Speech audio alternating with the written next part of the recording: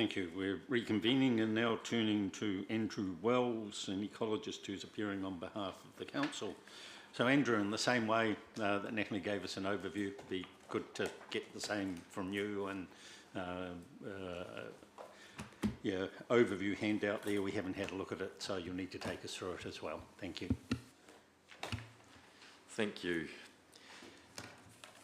Well, maybe, I'll start at the beginning then and just sort of work through it.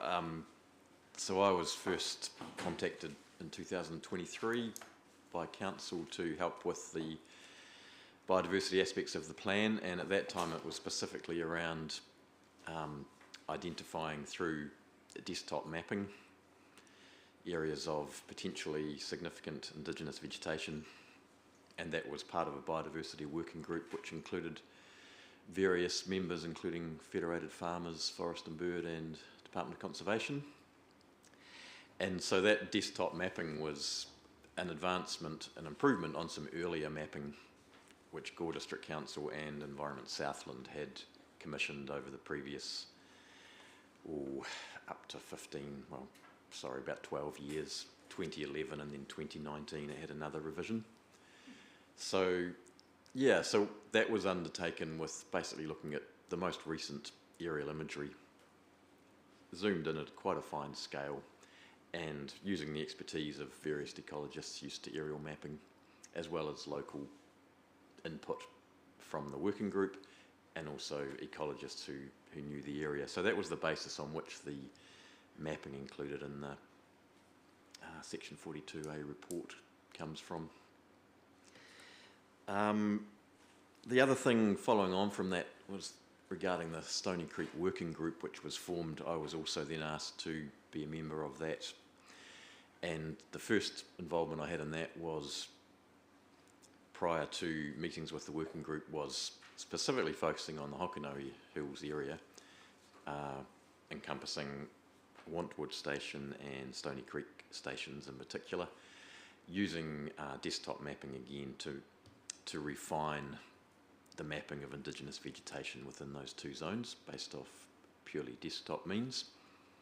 Following on from that, I attended working group meetings where ecologist Glenn Davis had undertaken site visits with his team at E3 Scientific to specifically map vegetation communities across Stony Creek Station, but not Wantwood Station.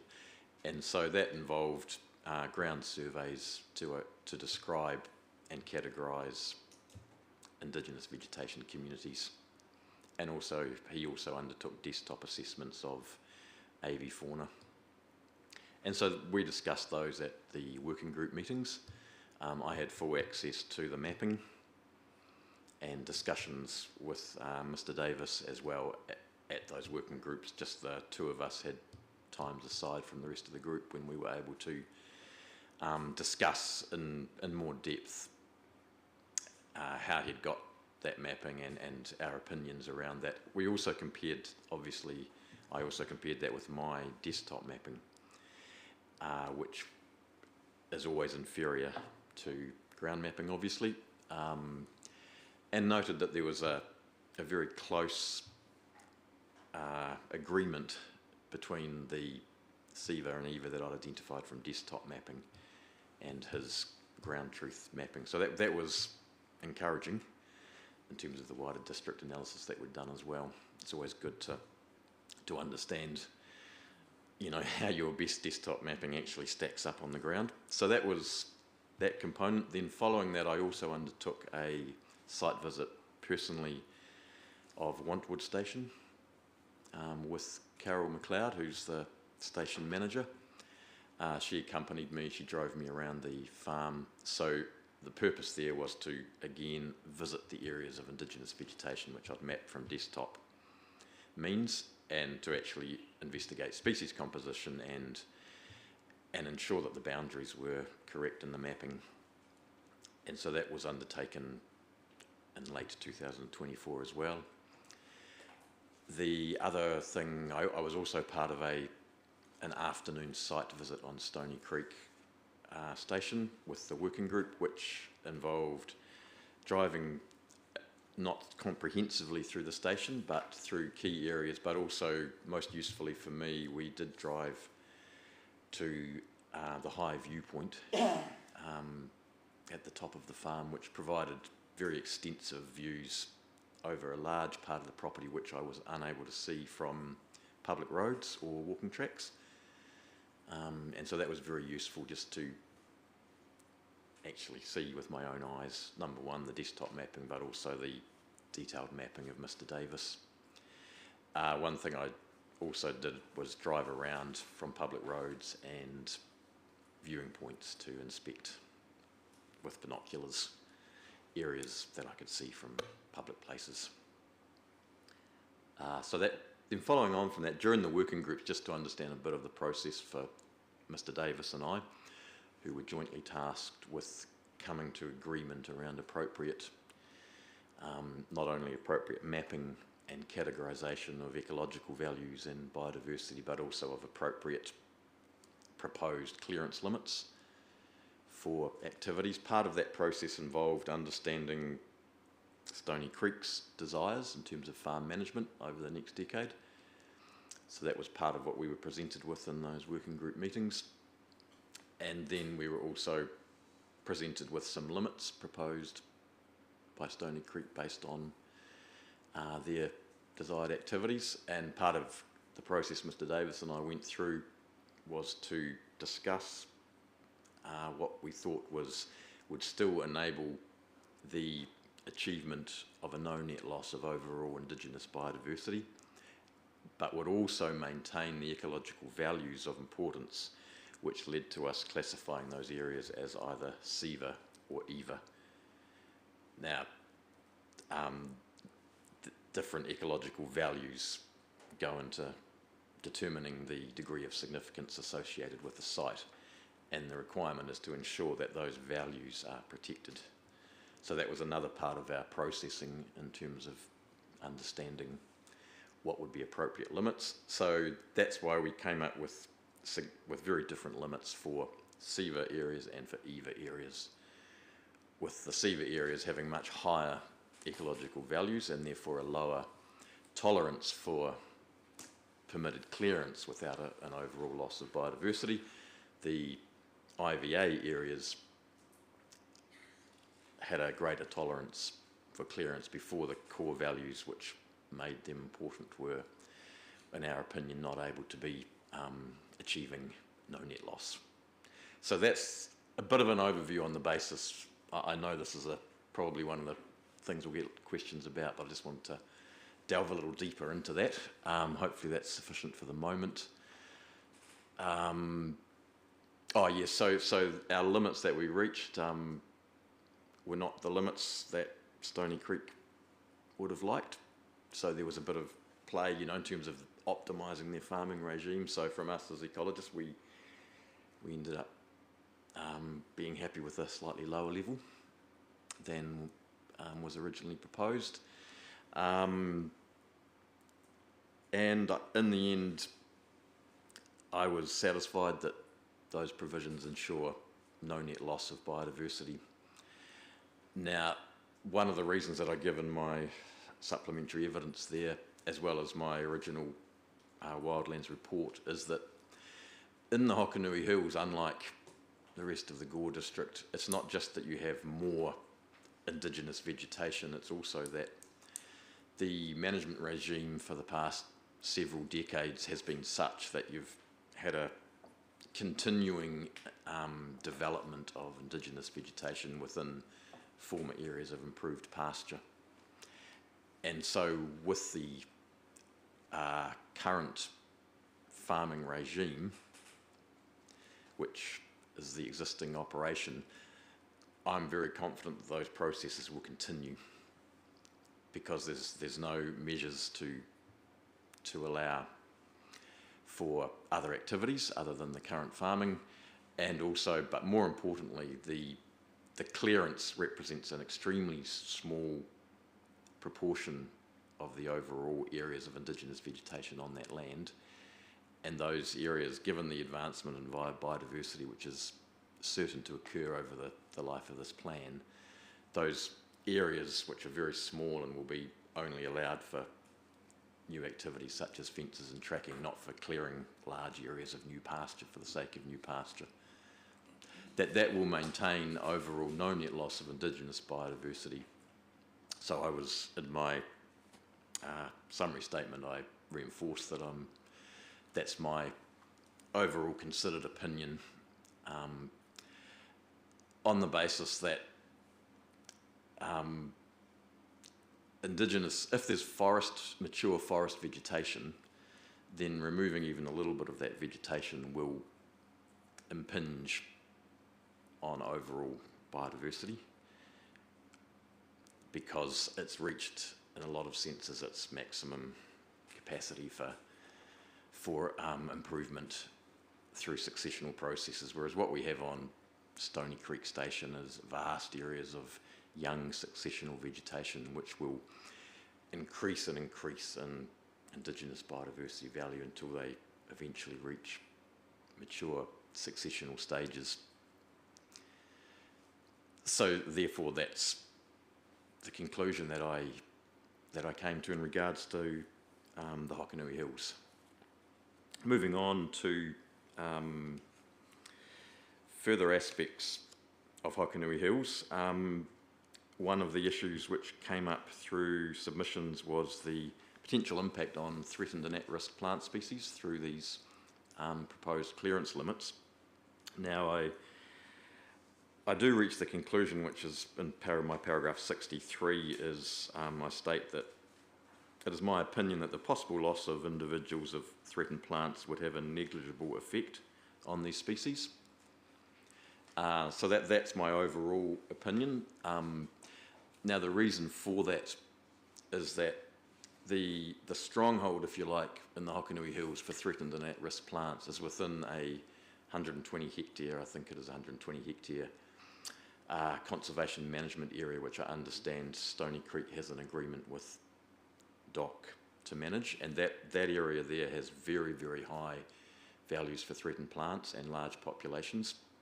The findings of Mr. Davis's surveys was that not all of those species are present in the rest of the hills, and that the occurrence of the species that is very scattered, rather than having actual healthy populations of them. Now that was from my survey in Wantwood Station, I only found one of those threatened plants, which was a broom called desert broom, but none of the others were present. So that conclusion applies even more strongly to Wantwood Station. So on that basis, the removal of one or two scattered ones will have a negligible effect on the overall well-being of those species. And also it's if they are encountered where the clearance happened to be, but also the way that those young communities are regenerating, there's actually a very high likelihood that new individuals will seed into those developing shrublands over the lifetime of this plan anyway. So that's my overall conclusion, but you'll note that I've also added a nevertheless to my evidence, which is basically that adding a condition requiring vegetation clearance to avoid individual of these plants would be an easy task to do in terms of identifying these plants, so it wouldn't be onerous, and it would provide even greater certainty that there are no adverse effects on these species. So I added that extra proviso, I suppose, in the sense that I do have confidence that the way it currently stands, the effects would be negligible, but that addition, without imposing a big burden on a landowner, would provide absolute certainty.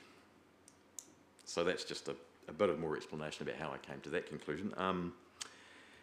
Can I just clarify something here, because I think in Eco Rule 2, I have taken what Mr. Wells has said to apply to existing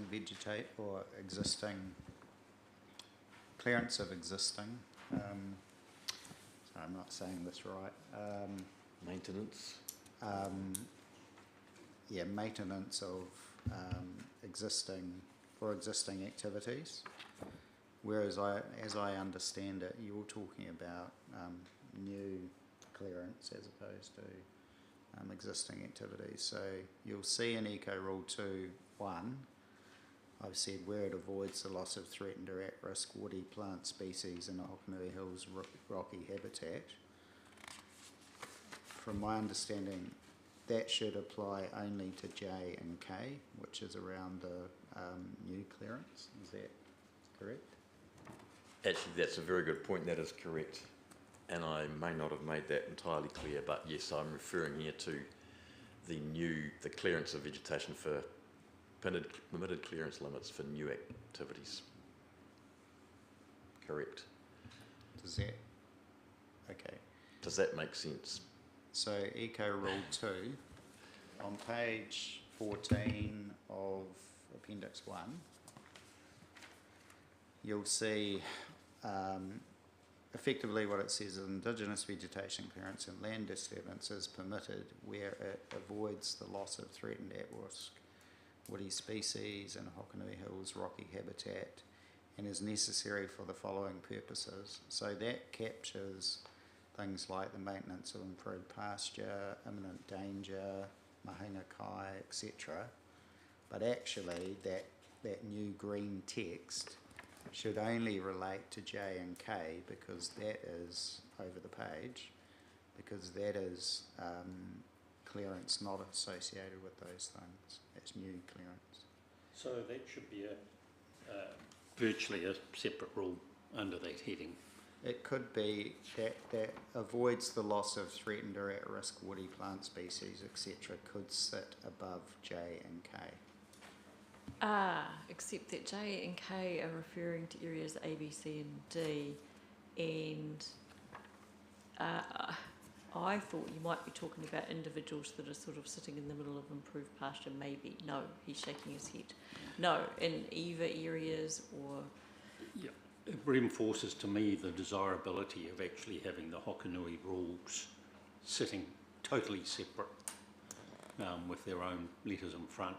And I've got to say that I actually found the evidence confusing when it started talking about areas A, B, C and D. I think in some cases the authors got it wrong. So just to clarify, Eco Rule 2 does only apply to the Hokonui Hills area. Eco Rule 1 is everywhere else. Oh, okay. Yeah. Yeah, and so what I want to understand though is because when I was reading your evidence, I was like, okay, so we're talking about areas that aren't the high value areas where these species are already protected, i.e.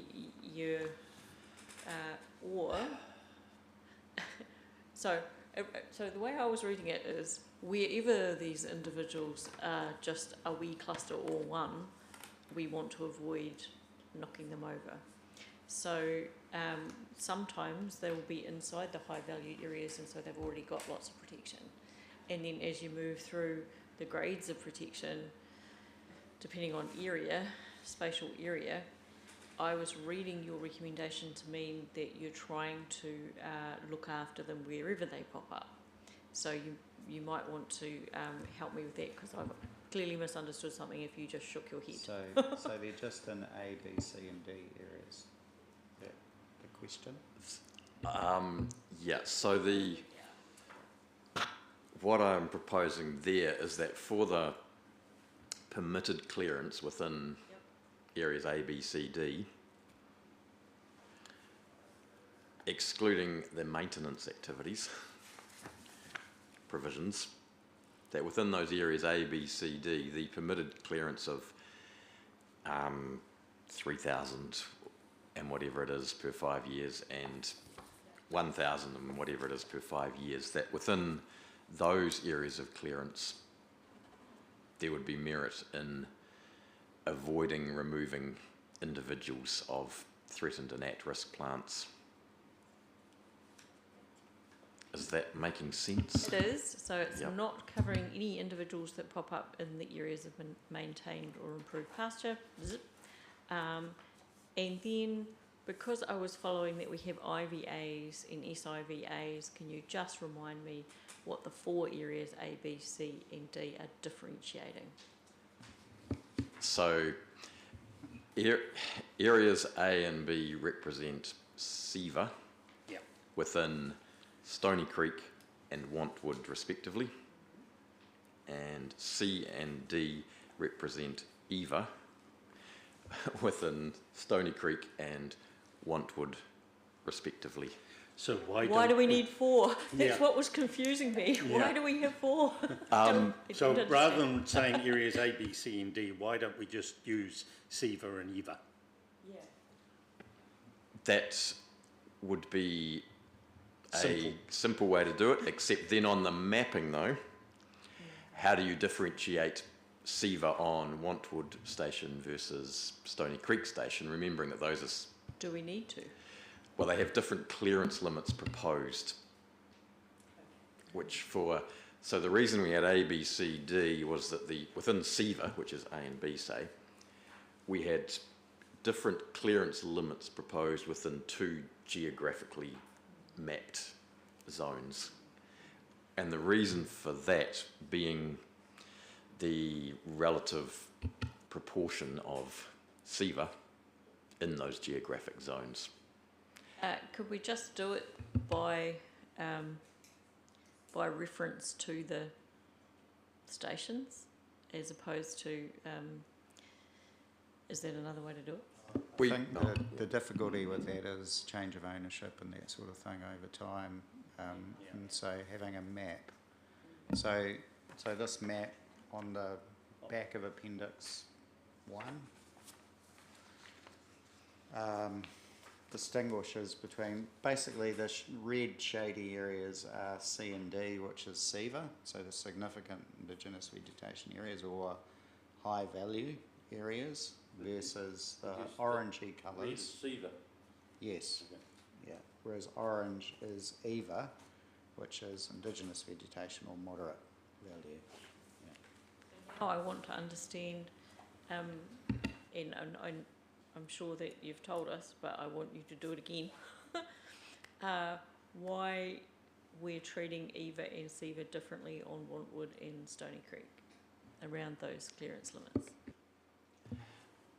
So the reason for the difference between the 2 stations is the relative abundance of SEVA and EVA on the stations. So in Stony Creek there is a much larger, not just hectareage, but actually percentage cover of SEVA and EVA, whereas on Wantwood Station it has not had nearly the amount of succession or regeneration of indigenous vegetation, so the areas of SEVA and of EVA are proportionally much smaller. So therefore it's appropriate to have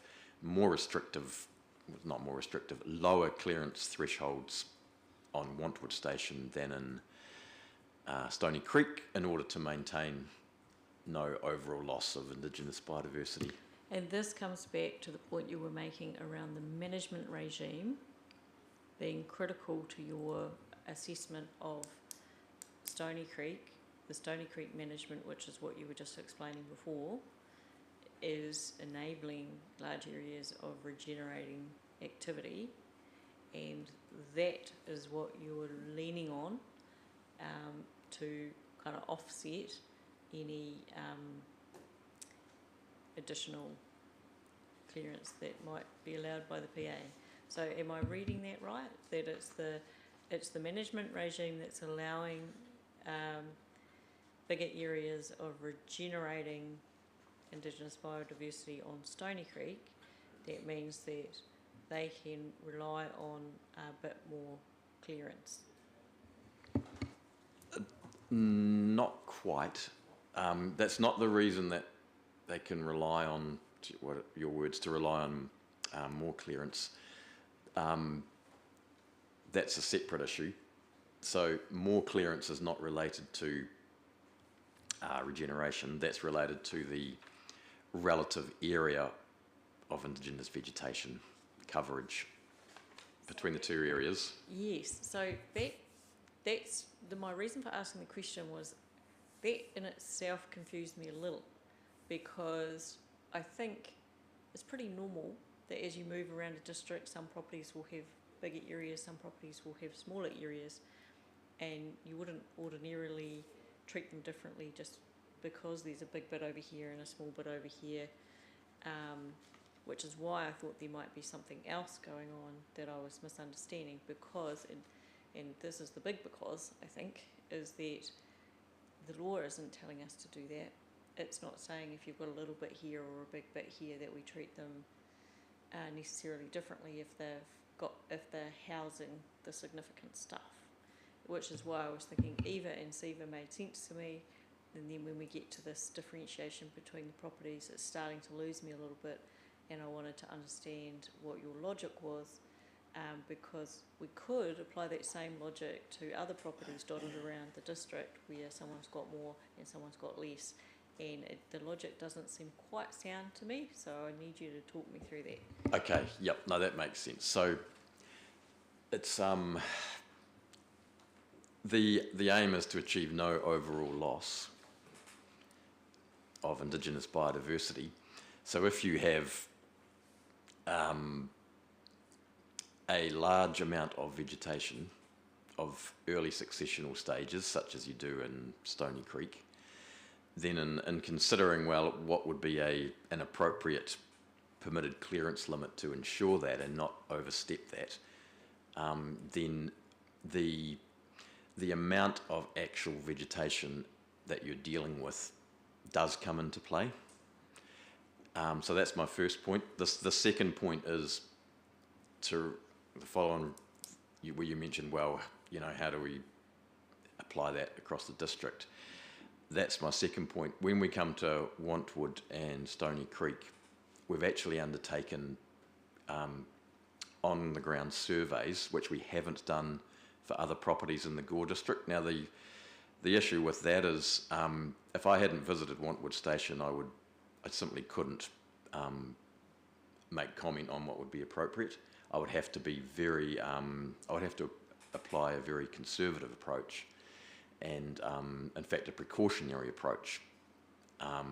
But once I've actually visited those sites and understand the ecology and what's at stake, that then allows me to create clearance limits which I think are still going to achieve that outcome of no overall net loss. Whereas if I hadn't done those two phases, I just couldn't do that without failing to take a precautionary approach.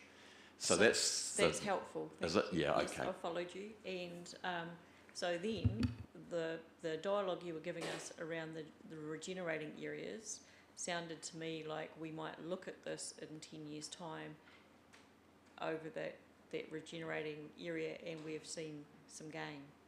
Is that how you would? Is that what you would expect to see in over the decade of the plan, that we would end up seeing some gain on this property?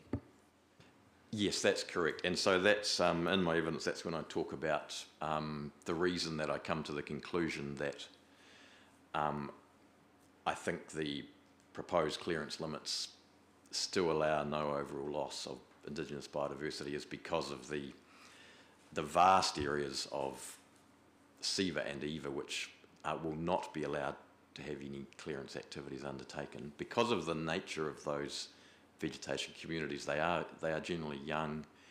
More the Eva than the Siva. It is both, but it is particularly in the Eva. Yes, they are generally younger, but also the Siva on site are not yet mature forests. And I note in my evidence also that I would expect that the podocarp component will come back into those forests over the coming decades, and that's because there's no reason why the trend of the last few decades would change under this plan. Related to that conversation we just had, when we think about no net loss and overall preferably a net gain, that whole idea, but definitely maintaining anyway, we think about that test at the property scale and at the district scale. Yeah, we have to apply that test in both scales. And I think And nationally. we're probably looking at Hokanui, thinking that's the whole district approach, whereas they're two separate situations. And I think the discussion we've had today helps draw that out. Thank you. Now, are you ready for questions? Sure, I can go over a few other points, but I'm more than willing to go to questions. Say your words now. Continue your I'll finish this off just so that we're Yeah. on the same page. Let's leave Hokanui behind then. Yeah. Yep, okay. So briefly, the Mataura River avifauna habitat raised by Department of Conservation. Yes, I do agree with the evidence from Mr. McKinley as useful in affirming the values for particularly black-billed gull in that area. That has been well known for a long time. It's well established, so that is useful. I'm still wasn't clear about the exact whether that was referring to the entire length of the Mataura River within Gore District. My understanding from reading the evidence was that it was, but Department of Conservation will be able to confirm that, I guess. I still feel that if that was included in the plan, I would suggest it's mapped separately from SEVA and EVA. The main reason being that in the analysis of SEVA and EVA that I was commissioned to undertake, we were considering indigenous vegetation as our primary mapping factor rather than fauna habitat, and the reason being is that fauna habitat is very, very difficult to do on a desktop basis and generally requires specialist survey and input, which is beyond a desktop focused on vegetation. So it's sort of that tension between, well, we've mapped vegetation, if we put that as a SEVA, it's sort of implying that it's significant vegetation. So that's why I thought my preference would be that it sits outside of the SEVA-EVA mapping. And that's probably the only comment needed at this stage. And so that's how we should think in some respects about what DOC is bringing to the table here, because they are offering up that other dimension around some key fauna to bear in mind for us, yeah? Yes, that's right. I think it's some new information around undoubtedly, I fully agree with Department of Conservation that it is a very important fauna habitat value of the Gore District. I'll just finish off quickly here the last couple of points. Now the 15-year-old clearance rule, you will have noticed that I have given a different summary on that, and I think I agree with the submissions which raised the valid point that it's very, very difficult to enforce. But I'd also just add that my intention, as outlined in the Wildlands report with the initial Section 42A report, was that it was meant to capture historical clearance for purposes other than improved pasture maintenance. So it was never intended to be this mass sort of, anything young, you can just deal with it. So I think for those reasons, both of those reasons, I think to me it makes a lot of sense to not have that rule in there and to just rely instead on the 50 metre squared clearance over a 5-year period. I think that's a clearer approach, and I do agree that the permission of maintenance of improved pasture basically covers 99% of the scenarios when that rule would have come into play anyway. And I think it just removes doubt, as Department of Conservation, Ms. Zammit-Ross's evidence talks about concerns that could be misinterpreted and lead to large loss over the district. And I agree with that on closer consideration of the wording. And finally, the permitted clearance limits over 50 metres squared over the over a 5-year period. I consider this as most unlikely to adversely affect overall Indigenous biodiversity. And again, I make reference to the many early successional communities represented by SEVA and EVA, and the increase of those areas as they become more mature. That's certainly a key point in that. And also, Sorry, is that mostly the Hokanui Hills though, as opposed to elsewhere, or no, more so generally, now I'm more generally? not talking about, so this 50 metre So square that successional point that you were giving us is equally relevant across the district. it is, given the makeup of Gore District's Indigenous vegetation. It's there are areas of mature forest outside of the Hokanuis, particularly Mount Wendon and areas like that. But generally, what you get in the more, rolling country is you do get these much earlier successional communities are the dominant Indigenous vegetation, and with the requirement for those areas to be maintained under this proposed plan, we would definitely expect a large and ongoing development and maturation of those areas. So we can consider that a core benefit of the introduction of these provisions in the plan around EVA and SEVA. I think that's definitely one of the outcomes of this, and I think that's particularly so for woody vegetation, which tends to be in gullies and steeper areas of a lot of properties, where the historic impact has been less, so that has allowed these young successional communities to establish beyond the point where they could be considered improved pasture. And so therefore the fact that those areas now for the first time will be not able to be cleared, that will just lead to their ongoing development. So yeah, I think that is a strong aspect of the plan as well. It's not just protecting these, the extent of these areas on the ground. It's also the fact that Indigenous biodiversity is not just defined by the aerial extent, but by what's going on inside them. Just clarification, what's the difference between woody and non-woody? So, yeah, woody vegetation is simply shrubs and trees. Non-woody is tussocks, flax, and little herb species. Notwithstanding that some of the best plants are woody plants. Gorse. Yes, we all love gorse. And broom. But there's a rare broom. Oh, True. So that's, hopefully that's enough just to give an overview and lead into some questions.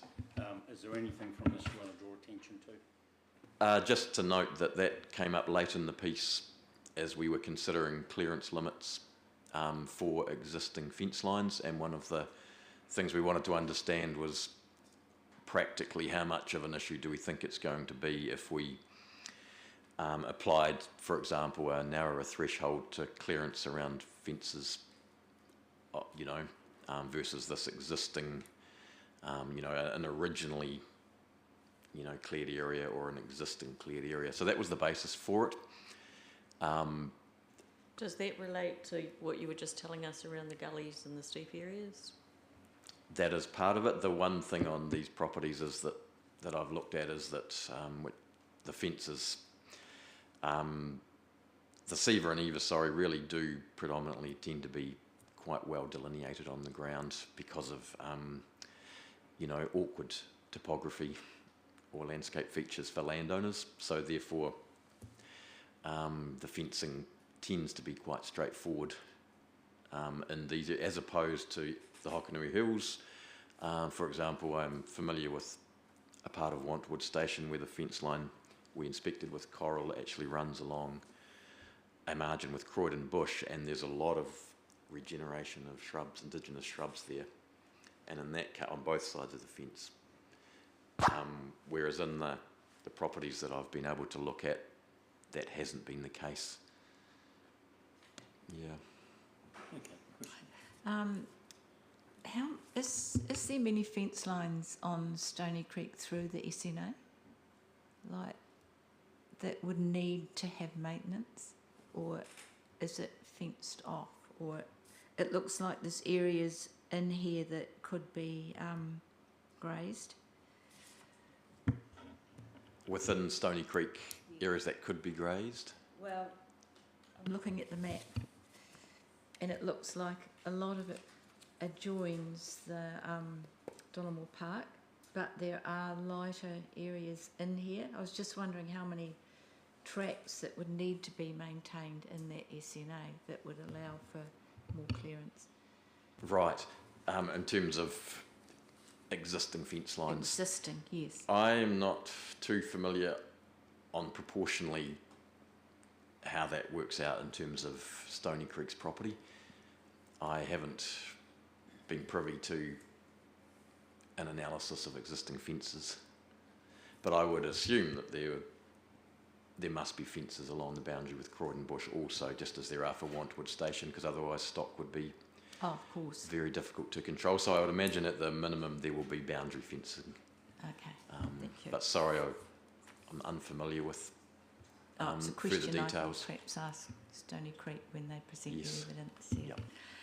The other question I had was about the health of standalone trees. If you take out the other areas of species, so how I've seen a lot of these trees left in the middle of a paddock and they just slowly die because of wind damage and stock around them and things like that. So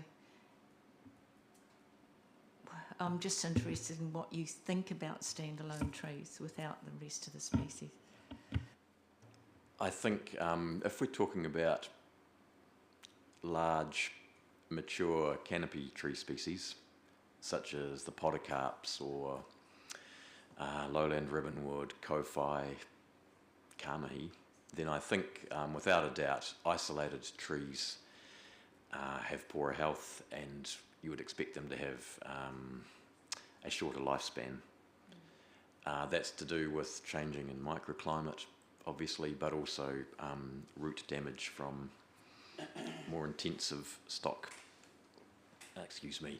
So definitely in terms of those larger canopy trees, a very large impact can occur through leaving isolated individuals.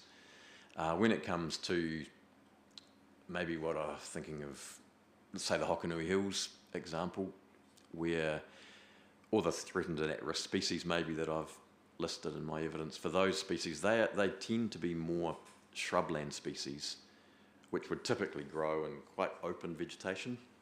And so the impact on those species of being left standalone is generally a lot less because they naturally grow in disturbed habitats without a tall forest canopy, and they don't grow into large individuals themselves. So they're fine with a climate with higher sunlight and wind and lower humidity. In fact, that tends to be why they grow there, because once you get tall forest, they just won't grow within it. So will they be identified? So if there's a clearance of that land, how are you going to know if they're taken out or not? In terms of threatened and at-risk species, Yeah. that would be, my understanding is that would be a requirement for the landowner to identify them before clearance was undertaken, if that rule was included. And I would assume if they were unable to do that through their own skills, they would have to employ someone to advise them. They'll be inside the EVA or the SEVA, so that's the mapped area. Yeah, okay. I was also interested that Matt might be able to answer this better, but you took out mob stocking, but you have a lot of other activities that can cause a loss of biodiversity. I've seen where people have put large mobs of cattle into tussock land and it just destroys it. So I just wondered why that was taken out and what's your experience on that, because people do that. talk about why it's come out, and maybe Andrew you can. So mob stocking was in the definition of indigenous vegetation clearance, I think, somewhere. Yeah. I think principally it's because if you look at the definition on page 18 of Appendix 1, the definition's changed to say it means any activity that destroys, damages or removes, including a whole list. If mob stocking is an activity that's going to destroy, damage or remove, it's going to be included anyway, because that include list is not exclusive, if that makes sense. It does, but I'm wondering why list other things but leave that out, because it is an issue. Andrew, do you want to? I know we had some discussion around the issue about mob stocking and whether it's that relevant. Yeah. I can't recall the reasons why that was left out. That might have involved conversations that I maybe wasn't privy to, or but maybe I can talk about the ecology. Absolutely, mob stocking can lead to the effects to what you're talking about, particularly in tussock grassland. Mob stocking can lead to potentially some damage to shrubs. Thinking like deer, you put deer into an area where there's woody vegetation, they just destroy it. Definitely, deer are very different than sheep or cattle in terms of their impact. The main effect in shrubland, which is mainly what we're dealing with in the Hokanuis, is shrubland rather than tall tussock grassland. In terms of the Siva Eva, the main issue there is soil disturbance generally. And these communities tend, from my experience, I've spent a lot of time dealing with stock effects on forest margins and shrublands in South Westland in particular.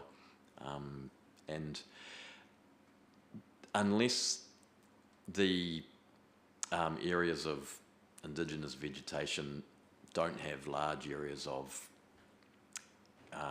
exotic grassland nearby, then really the effects are not large enough to stop the regeneration of a lot of indigenous species.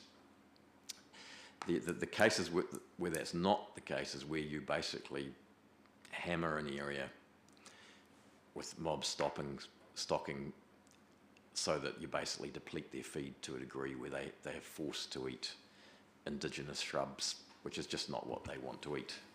So, sorry to interrupt, but mob stocking is a very emotive term, and there are better ways of expressing it, and the words that immediately come to mind. And when you look at what's on that list, it's all physical things that are happening by people rather than things that are happening by animals. And to me, overstocking is probably a better word to use rather than mob stocking.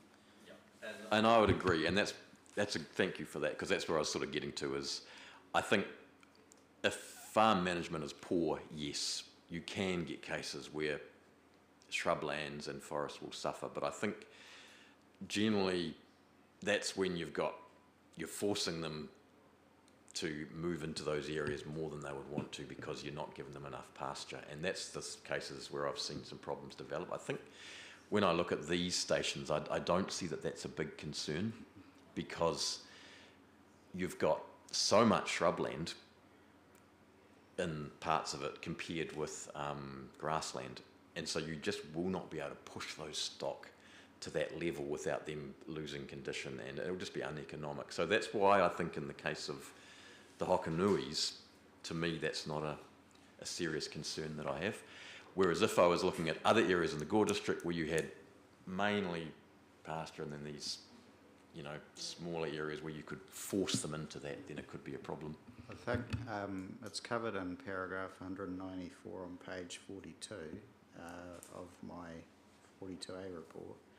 says council's ecologist indicates that mob stocking is more relevant to indigenous vegetation associated with wetlands, given the implications for damage associated with pugging, and therefore should be deleted as not relevant consideration. So that's... But I'm not talking about wetlands. It happens on tussock Right. land. It does happen in other places, and I have seen some forest just destroyed by deer. So it's not just around wetland.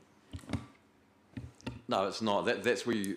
But that is where you get your most with sheep and cattle. That's definitely, from my observations, where you will get your biggest potential for severe damage. And I totally agree. If you put deer into areas and you don't have any pasture, they can eat that out, but they still will struggle to destroy the canopy.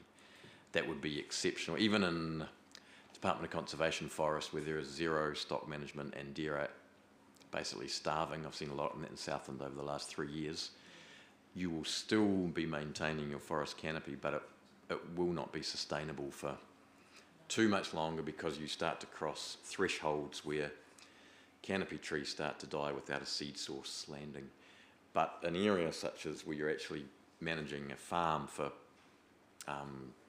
as a business, you couldn't let that happen, because the deer that I've seen in these areas of Southland at the moment are so unhealthy that that's why they're having that terrible effect on forest ecosystems. I've seen it in small areas that are just, that are really, and then they're just put into pasture and knocked down. And I do agree with that, and I've seen that a lot in small areas, and I think it goes back to what I was saying previously about this question, that in the Hokanuis we have these large areas. I don't think that would be possible without actually clearing the areas to create pasture because of their large size. I'd be more concerned about small fragments within a wider farm. Yes. And also from my observations of spending time on Wantwood and in Stony Creek, I didn't see that at all. It was the opposite. Yes. Hope that helps. It does. Yeah. Any other questions? Just while we're on this idea of, oh, sorry. No. Right, so ask that, and I'll go to Cliff. I'll do the correct one. Yeah. You appear to be have a contrary view to DOC submission that says a precinct approach in the Hokanui Hills will create more ecological degradation. What I'm listening to you now, you don't appear to be suggesting that, but please comment. No, I do find myself taking a different opinion than Doc in that regard.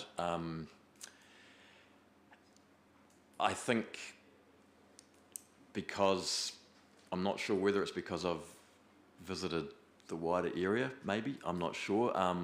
Maybe that's part of it, but part of it may be a philosophical understanding around how you assess loss of Indigenous biodiversity versus overall no net loss of Indigenous biodiversity or vegetation clearance. So to me, it's a balancing act. It's weighing up positives and negatives. So therefore, you can legitimately have a slight loss of total geographic extent, for example, of Indigenous dominant vegetation, without that representing necessarily a loss of overall Indigenous biodiversity, if there are other factors affected. So I give some figures in my evidence, and it's actually the current proposed rule regime would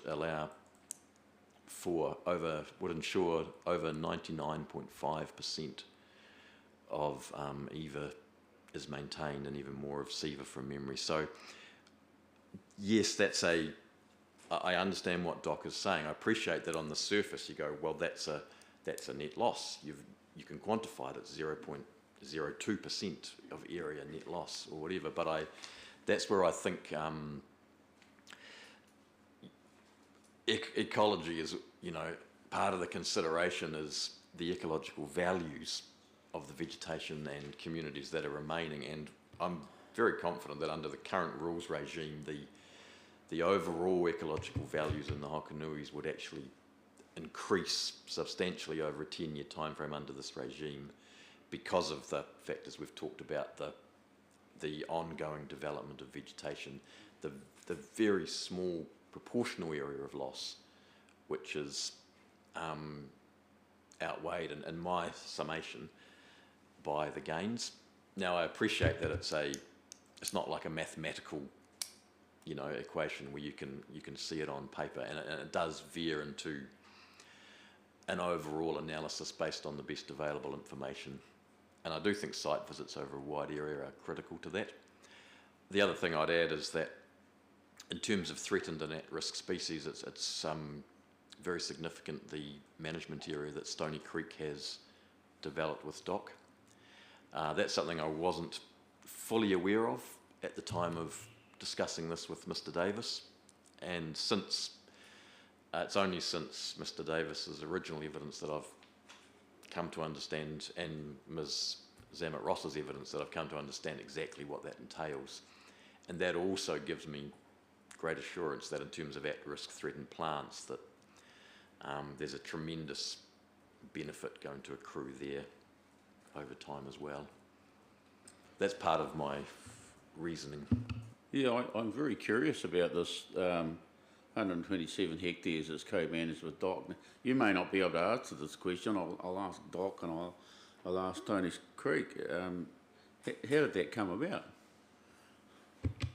And that's something, I'm totally unaware of, other than I know it exists. So I couldn't comment, sorry. The other thing that I would add about that, though, just briefly, is that also affects, I think, in terms of why does my opinion differ from DOC. I think part of it might be that those very high values for threatened species that DOC mentions in their evidence seems, from the analysis of Mr. Davis, to be actually quite restricted to that area. Yeah. So therefore, if we transfer those values and look at them across the entire Stony Creek Station or Hokanui Hills, we end up with quite a distorted picture, I think, of the actual values that we're dealing with. And therefore, if those same values in that 120 odd hectares was over the rest of Stony Creek, for example, then yes, I think I would have great difficulty in allowing those degrees of clearance, because those values couldn't be replaced conclusively through the ongoing improvements. Thank you. Maureen. So I'm glad you finished on that, because I had a nagging question, and because of your last kōrero there, I remembered it again, which was this reliance on the idea of values. When we look in the Act itself, it's just looking for that significance test. And so at what point do the values come into play, as opposed to this is a significant habitat, this is a significant species? So where does that enter the picture, the idea of the values? Tell me if I'm not answering your question, if I misunderstood it, but significance, so that in defining significance is defined by whether that site has particular ecological values.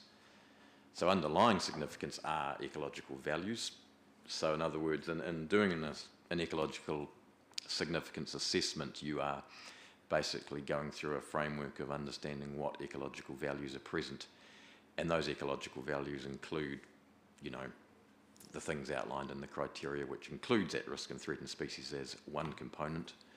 It includes ecological context, how typical or representative the vegetation is, and so on. Is that what you were getting at, or did I miss you? Yes, it is. No, it's helpful, so that we can equate the idea of values to the significance criteria. We can basically, you know, just put those things together. Yep. We are, however, dealing with two different sets of significant criteria. And why not bring them together and only include the ones that are relevant to Gore? So coastal values are not an issue for us. Wetlands are the responsibility of the regional council. So rather than keep referring to the MPS and referring to Appendix 4 in the regional policy statement or whatever it is, why can't we have an Appendix X in our plan that says these are the values that have been applied? Well, we have got an appendix. It does mirror the MPSIB though, so it could be refined potentially. I'm thinking we want to avoid the need to actually go and look up other documents, and it avoids confusion if we've actually got our bespoke version. Absolutely. No, that's a good point. And it makes it far easier for a landowner reading the plan. And I'm no planner, but I'm assuming that can happen. Also, the other reason why the MPSIB criteria, for example, weren't dropped straight in was they could well change. And so, you know, but I totally agree with the concept, and that makes a lot of sense from an ecological perspective, because the values are well known, the values are well understood, so there's absolutely no harm in just putting them down. I think the other thing is that the regional policy statement has got slightly different criteria, but pretty much the same, if I'm my non-ecologist view, is that? Slightly different. Now, in the original Wildlands memo, we did provide, at the request of council, a small analysis of the RPS versus the MPS. So, and you'll note there's subtle differences, but the core values remain the same. Yeah, Glenys. I just have a question around the SNAs, and you talk about the values of the forest increasing. So does that mean they're going to expand, and are they fenced off, or are you just talking about the maturing, those areas? I think within, again, I think I need to answer that in terms of Hokonui Hills and then Gore separately, rest of Gore District. So in the Hokonui Hills, they are not fenced, you know, in terms of Fencing. yeah, and they're not, you know, pasture here, fence, and then your SEVA or EVA. But they will increase.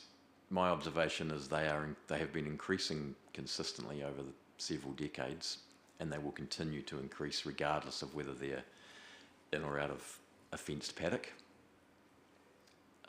That's for the Hokonuis. Does that answer your question? Yes, I was just wondering about the values, if stock were able to enter the SNA or not, but you have answered that question, and the vegetation is still increasing even though there are stock numbers there. That's correct. So in the Hokonui Hills, that's a very marked pattern. Even the dock / Stony Creek management area, I looked at some aerial imagery from Retro Lens, which is a great tool. It's got all the stored aerial photography over all of New Zealand for as long as it goes. And it is quite remarkable how even that dock area was basically just pasture not too many decades ago, and let alone the rest. In fact, I think Mr. Davis might have included some of that in his supplementary evidence, and he'll no doubt talk about that. But that's what gave me such confidence. It's quite striking, and I don't see why that would stop. But then when we go to the rest of the Gore District, that's where I would have a different opinion on that. That if some of those areas would be more vulnerable to that not being the case if they weren't fenced. And interestingly, on the properties of looked at, and a lot of them are actually fenced, just because I imagine from a landowner management point of view, it's, you know, it's difficult once your stocks start going down those gullies. Thank you. Maria, back to you.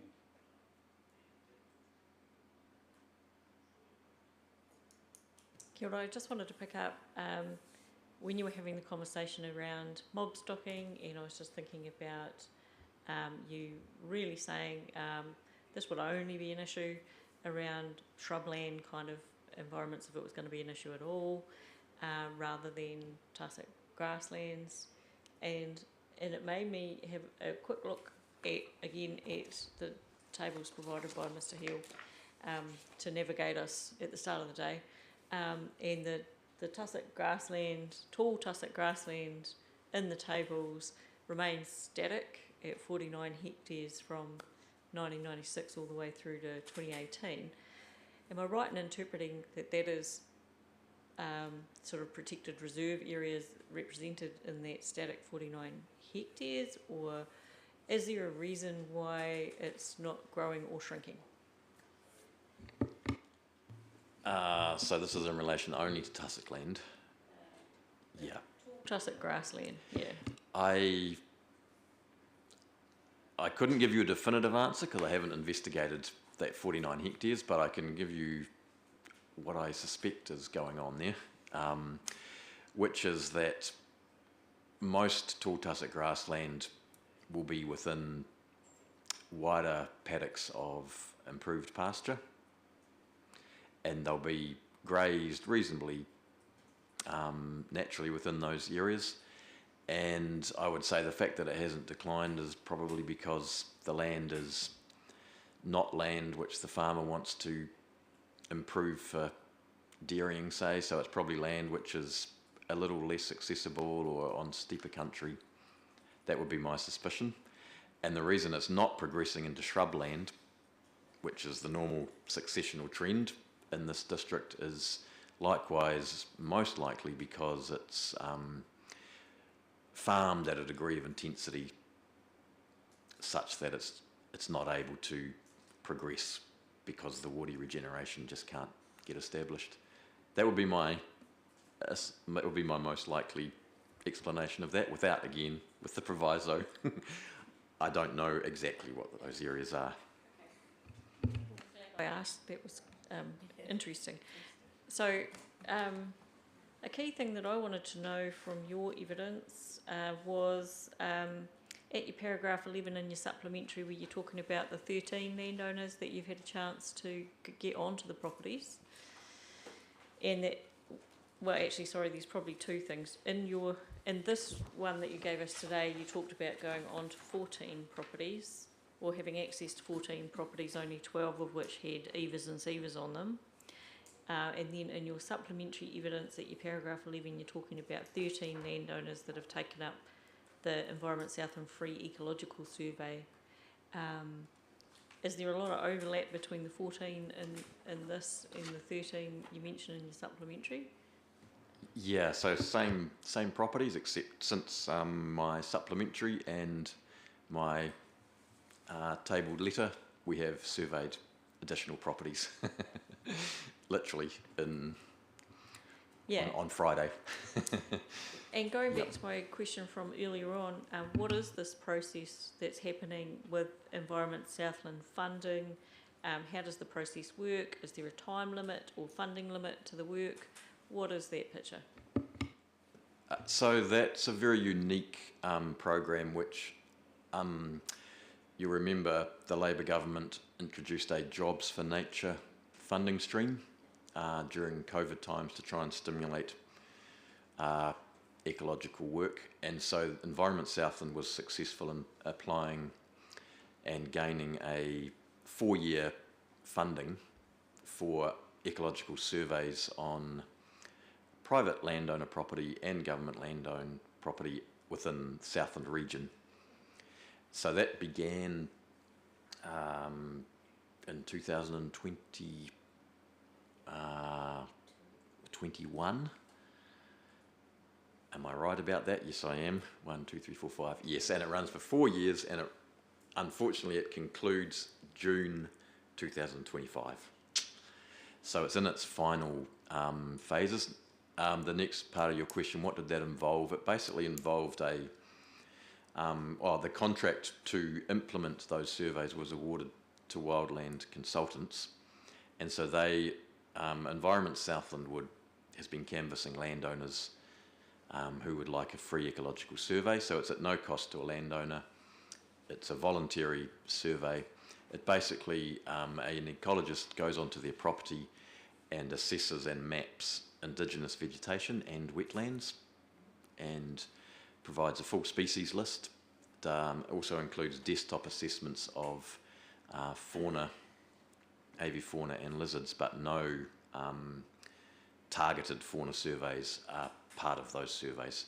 And then following on from that, each report has an assessment of ecological significance against the Southland RPS criteria, and that report is then it also describes ecological values, and it also describes management issues which could lead to improved biodiversity outcomes. And so that report is then presented to the landowner and Environment Southland, and generally the Environment Southland Biodiversity Office will follow up with the landowners and just see if they've got anything they want to discuss. Yeah.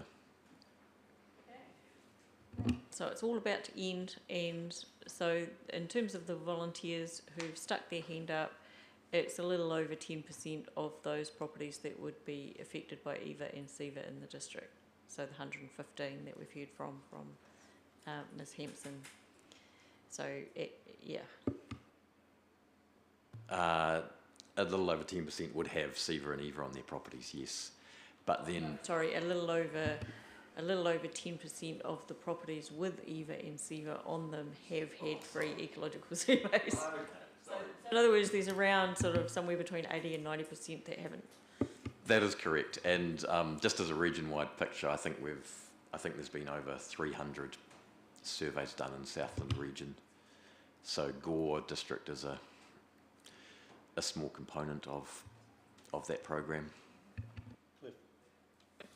Yes, do you have any indication what area of land is, or what percentage of farmers have got QE2 covenants on areas on their property? In the Gore district, it's I couldn't give you a figure. I think we've got a map somewhere that we could provide to the panel if that would be useful, but it's a handful from my understanding. Yeah, I think it's there might be 5 or 6. I know there's one close to the Hokanui Hills, and there's a couple near Mount Wendon. Very minor. Can we assume that if they've got a QE2 trust covenant that they are SEVA? That can't be assumed, although in our desktop mapping we examined all QE2 covenants in the district, and from memory they were generally SEVA, but I do remember parts of one were EVA.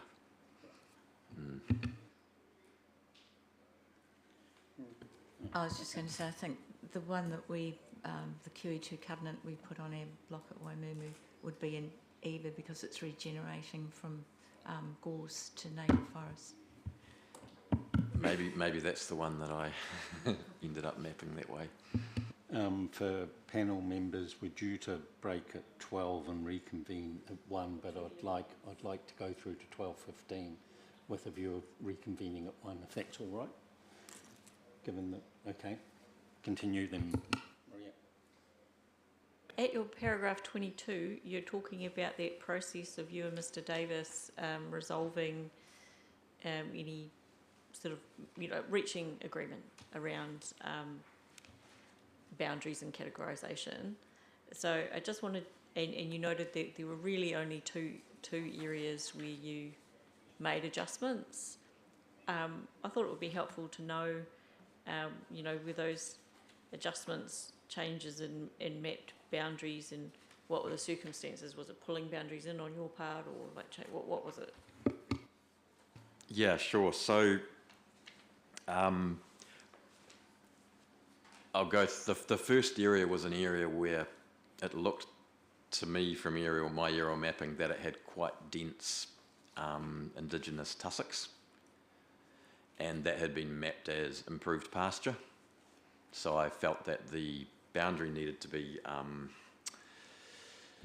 the boundary of improved pasture needed to be reduced, and that area included in tussock land. So in that case, Mr. Davis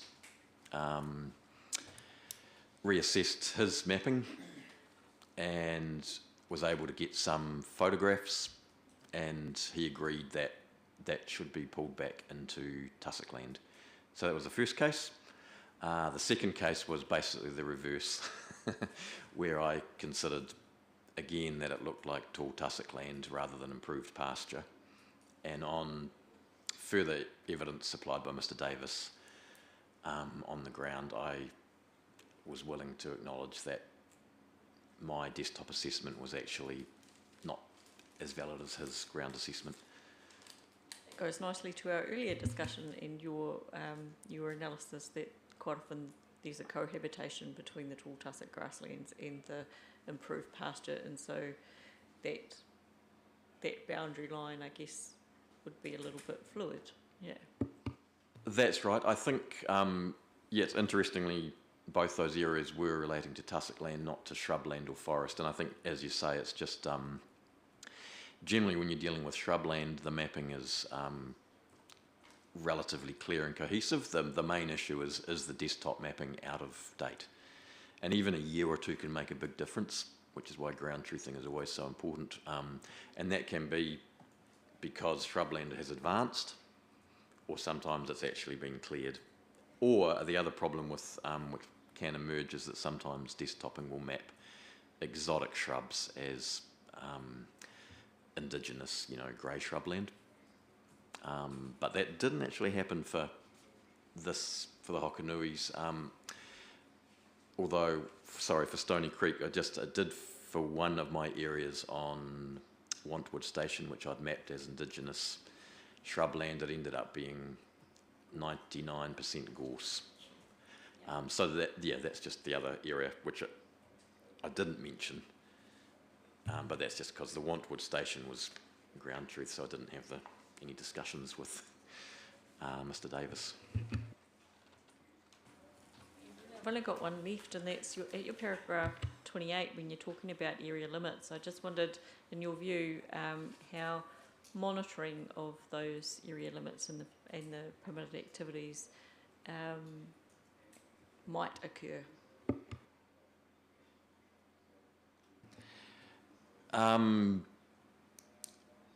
I think I could see aerial image analysis as one way that you could monitor that, but I think at the scale of the Hokanui Hills, that would be pretty full on. You'd have to be spending a long time staring at imagery, and you may still miss, because we're talking about very small areas of clearance in a vast landscape. I suspect the most logical way would be that the landowners keep good records of that, and that those are available to council. Would be, I guess, an easy way to monitor it, given that the clearances, any permitted clearances are for fairly clear activities such as a new fence line or a new track, and so they're not just open slather clearance. So therefore the farmers would be the landowners would be very clear about what they were doing and why. And so I think that would be quite easy to actually monitor through a mechanism such as that, particularly given that the main concern for why these landowners wanted assurance was for these activities. It wasn't to, expand the areas of improved pasture, so therefore there should be able to be very good transparency. You mentioned an area of scrubland on Wantwood that was 99% gorse. We haven't had too much about gorse. I'm assuming that it's mainly in EVA areas, and what's the incidence in the Hokanui Hills? Well, from my observations, there's a lot of gorse I think, goodness, I'm sure Stony Creek will be able to embellish that greatly, given their battle. Yes, gorse is a very large problem in those areas, given I think the history of the properties, the fact that we're dealing with very, very large areas of hill country where it really is impossible to, maintain stock levels at such that you don't get gorse expansion. So I think that's very widespread, but I did notice Hokonui Hills, I was quite amazed at how they have contained it to certain areas. And I think at Stony Creek, the thing that struck me was there's obviously been a very large amount of clearance of gorse, which looked like it may have got away over previous recent years. So how do we as a panel ensure that an exotic pest plant like gorse is dealt to, or the landowner has the ability or the right or the latitude to deal to it without encroaching on too many rules about EVA areas? Yeah, I think from my observation of those Wantwood and Stony Creek, the gorse is particularly prolific in areas which would have formerly been improved pasture. And so again, Mr. Davis will have a much better handle on this for Stony Creek, probably because of his more time spent on site. But from my observation, within the EVA areas, well, firstly, I think you're right about SEVA, that gorse is not much of an issue there, and it will naturally disappear. I think the key issue could be within EVA, but my observation was that the gorse tends to be scattered amongst all the indigenous plants, and I don't think it would be a major issue if the landowners decided to selectively clear those areas. I think it would be a very expensive issue, and my gut feeling is that it probably wouldn't be economic to do all of those areas. So it's probably going to be a matter of letting the gorse grow amongst the indigenous. Now, but if there was need for control, then I think the provisions of the plan provide for that in terms of allowing for control of exotic pests within those areas. Okay, thank you. Dennis? I was just going to say, of course, gorse can be a nursery too for natives, but that's just a comment. Could you expand a little bit about the track clearance that I raised earlier about the loss of biodiversity, taking a metre out each side of an existing track? I think Miss Hampton explained it a little bit, whereas if it's the forest has encroached on the track, is that how that works? Yeah, so this is where I think it's a classic case of getting that balance between maintaining indigenous biodiversity while still allowing for farming activities. And I got 2 points probably there. The first is that in developing those tracks, we can be sure that there was a much wider area cleared. And so the permitting of a small margin either side is, number one, practical, but number two, it will be regrowth vegetation. So it's not impacting on higher value SEVA or EVA. The ecological values that are being affected are not the core values of those areas, because they're thin little strips on the margins, which are the least valuable area generally for all sorts of ecological reasonings. So the effect of those clearances becomes very limited ecologically in terms of overall loss.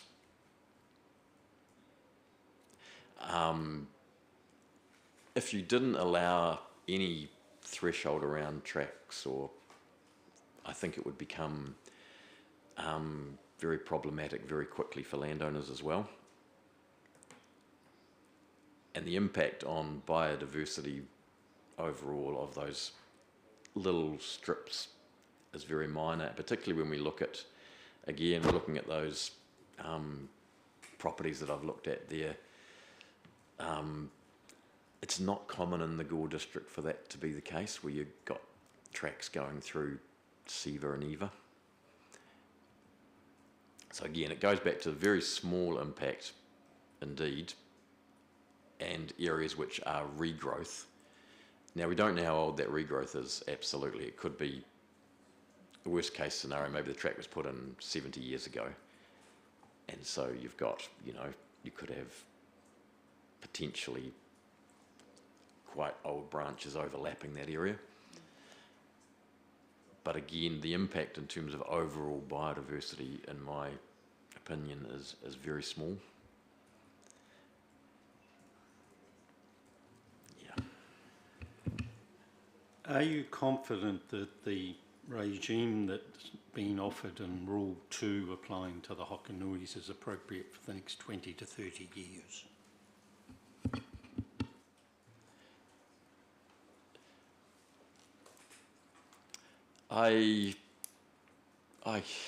Next 20 to 30 years, I do think it would be, I'm just trying to calculate in my head, you know, what does that add up to, you know? So we're effectively going, if we've got 5-year limits, we're going, okay, that could be 6 times. Is that correct? 30 years would be 6 times those limits, which would be, let's work it out for Eva, 6 times 3.5, 7, 21, 2.1 hectares of Eva. I think the same conclusions would still apply, because they would be, and the reason for that is they would be for new fences or new tracks only. They wouldn't be opening up any new clearance for any other activities. And so that alone to me would go, yep, okay, there's a limit to the practical need for more and more fences. And also I think and the other factor is, if you go forward 20 or 30 years, you would have had significant vegetation development, and you would have had a lot of, I would be fairly certain that a lot of that land will have moved from Eva into Seava, which means it will then have even smaller clearance allowed, even if there were fences going through there. So my personal opinion on the whole regime, if it was to extend to, say, 30 years, which again, I can't imagine a planning case where that would be, but let's just assume, I still think there'd be a good outcome there. That's my personal take on. Right, so the reason for asking, and it's something that I want the landowners to talk about later, district plan rules change over time. And to me, what's in Rule 2 is really the conditions that would apply if there was a land use consent.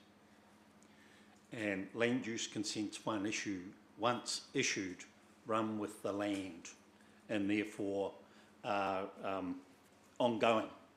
So a land use consent can be going 20, 30 years later. And even if you stop it, you can go back and reactivate it later. Whereas a rule in a district plan is capable to change. And so I really want something from the landowners in terms of, hey, we realise that there's that potential for change, or we didn't realise, and maybe we're better off having a resource consent applying to the land.